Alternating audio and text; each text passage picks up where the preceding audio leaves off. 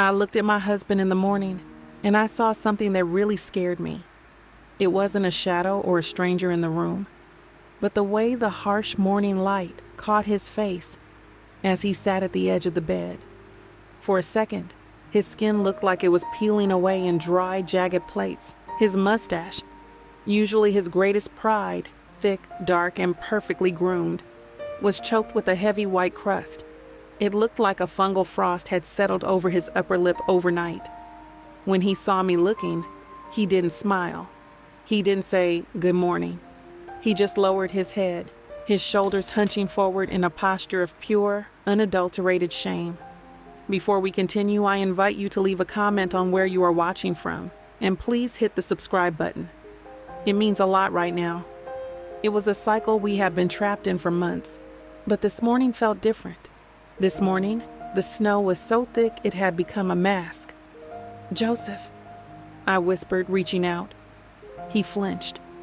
He's a man who commands respect at his firm, a man who leads meetings with a booming voice and a sharp suit, but in the privacy of our bedroom, he was crumbling. He was terrified of the 9 a.m. board meeting.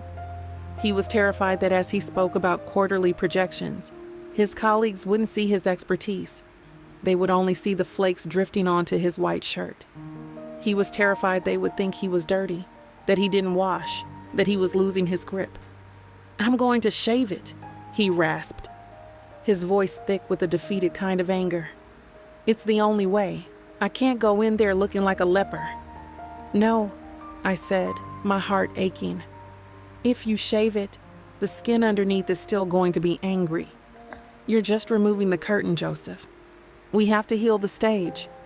I led him into the bathroom, the clinical brightness of the tiles reflecting the panic in his eyes. I knew what this was.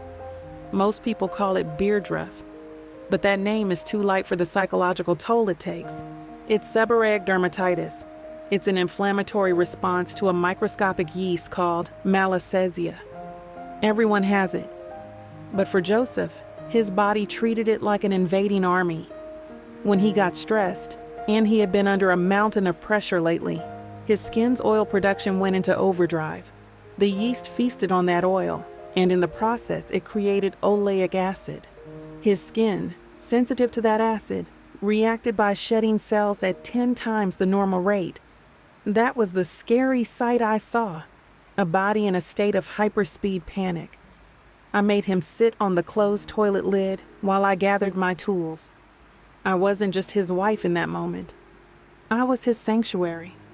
"The first thing we have to do is debulk," I explained, trying to keep my voice steady to ground him. I took a soft bristled brush, one I usually used for my own delicate scalp treatments. I began to move it in small circular motions against the grain of his mustache. As the brush moved, a cloud of white dust filled the air. It was a visceral, difficult thing to watch. He kept his eyes closed, his hands white-knuckled on his knees. I explained to him that we couldn't just scrub it off with soap. Soap would strip the moisture, causing the skin to panic further and produce more oil, which would just feed the yeast. It was a trap. We had to be surgical. "You're not dirty, Joseph," I told him as I gently tapped the brush over the sink. "Your skin is just over-communicating. It's trying to protect you from a threat that isn't really there." Once the loose flakes were cleared, the skin underneath was revealed. It was a raw, angry red. This is where the education turned into a ritual. I took a small bowl and mixed a specialized cleanser containing 2% ketoconazole. I told him this was the negotiator. It didn't just wash, it targeted the yeast's ability to reproduce. I applied it with the pads of my fingers, massaging it deep into the roots of the hair. "We have to let it sit for 5 minutes," I said. "It needs time to break down the cell walls of the fungus." We sat there in the silence of the bathroom, the only sound being the hum of the water heater. In those 5 minutes, the vulnerability was thick.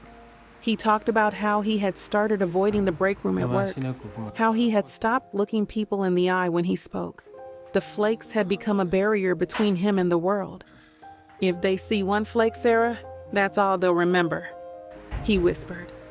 They'll think I've lost my discipline. I realized then that for him, the mustache wasn't just hair, it was his armor. And the dandruff was a crack in that armor that made him feel naked. After 5 minutes, I rinsed the medicine away with lukewarm water, never hot, because heat triggers the inflammatory response. I patted his face dry with a fresh, soft towel. The redness had calmed slightly, but the skin was still thirsty. I applied a single drop of squalane oil, an oil that mimics the skin's natural sebum so perfectly that the body thinks it has enough and stops overproducing its own bad oils. He looked in the mirror. The frost was gone. The rugged professor was back. He stood a little taller, adjusted his collar, and for the first time in weeks, he looked like he could breathe. He went to work, and for a few days, the loop seemed broken. But the thing about these loops is that they are persistent. The next week, the stress returned. A missed deadline, a difficult client, a series of late nights. I walked into the bathroom on a Thursday morning and found him staring at the sink again. The flakes were back, but this time, there was something else. I leaned in closer, my breath hitching. Underneath the familiar white scales, I saw a series of small yellowish crusts that looked like dried honey. They were localized around the corners of his mouth, and the skin wasn't just red. It was weeping. I reached out to touch his face, but he pulled back, a look of genuine terror in his eyes. "It's changing, Sarah," he said, his voice trembling. "It's not just the flakes anymore. I think it's spreading." He picked up the razor. His hand was shaking so hard, the blade rattled against the plastic. He wasn't just going to shave the mustache this time. He looked like he was ready to scrape his skin raw, just to make the feeling stop. "Joseph, put the razor down," I said, but he wasn't listening. He was staring at the yellow crusts, convinced that he was finally, truly falling apart. He pressed the blade against the top of his lip. A single drop of blood appeared, bright and startling against the white foam. He didn't flinch. He just stared into his own eyes in the mirror. The razor poised to erase the man I knew. "Wait," I shouted, grabbing his wrist. "Look at the pattern. Joseph, look at where it's starting." He froze. He looked. And in that moment, under the fluorescent hum of the bathroom light, we both realized that this wasn't just the dandruff anymore. It was something else entirely, something we hadn't prepared for, and something that meant the board meeting at 9 a.m. was the least of our worries. The razor stayed still, the blood bloomed on his lip, and the silence in the room was suddenly very, very loud. If you enjoyed this story, please hit the subscribe button and see you again next time.